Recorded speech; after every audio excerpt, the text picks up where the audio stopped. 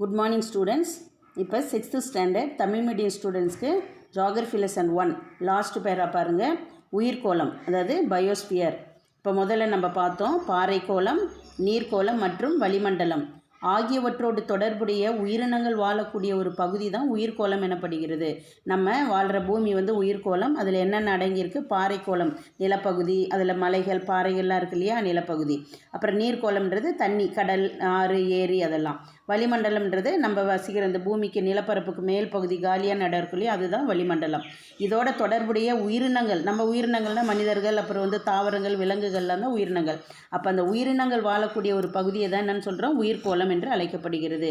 இப்போ உயிர்கோளம்னா பயோஸ்பியர். அதில் பயோ அப்படின்னா என்ன அர்த்தம்னா, பயோ என்ற கிரேக்க சொல். அந்த பயோன்றது ஒரு கிரேக்க சொல். அதுக்கு தமிழில் உயிர்னு பொருள். உயிர்கோளம் பல்வேறு மண்டலங்களாக பிரிக்கப்பட்டுள்ளது. நம்ம பூமி பார்த்திங்கன்னா பல்வேறு மண்டலங்களாக பிரிக்கப்பட்டுள்ளது.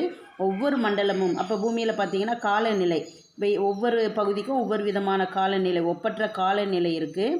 அப்புறம் தாவரங்கள், ஒவ்வொரு பகுதியிலும் பார்த்திங்கன்னா ஒவ்வொரு டைப்பான தாவரங்கள் வளரும். மற்றும் விலங்கினங்கள் அனிமல்ஸ் பார்த்திங்கன்னா சில அனிமல்ஸ் சில நாட்டில் இருக்கும், சில நாட்டில் இருக்காது. அப்போ ஒவ்வொரு பகுதிக்கும் ஒவ்வொரு விதமான அனிமல்ஸ் இருக்கும். அப்போ ஒப்பற்ற காலநிலை, தாவரங்கள் மற்றும் விலங்கினங்களை கொண்ட பகுதியாக தான் நம்ம உயிர்கோளம் காணப்படுகிறது. இந்த மண்டலங்களை தான் என்னன்னு சொல்கிறாங்கன்னா சூழல் மண்டலங்கள் என்று அழைக்கப்படுகின்றன. இப்போ உங்களுக்கு தெரியுமா பாருங்கள், மன்னார் வளைகுடா உயிர்கோள பெட்டகம். மன்னார் வளைகுடான்னு ஒரு பகுதி இருக்குது. அந்த மன்னார் வளைகுடா உயிர்கோள் பெட்டகம் எங்கே இருக்குது அப்படின்னா, பெருங்கடல்கள் 5 இருக்குது இல்லையா, அதில் இந்திய பெருங்கடல் இருக்குது இல்லையா, இந்தியாவுக்கு கீழே இருக்கும் இந்திய பெருங்கடல்.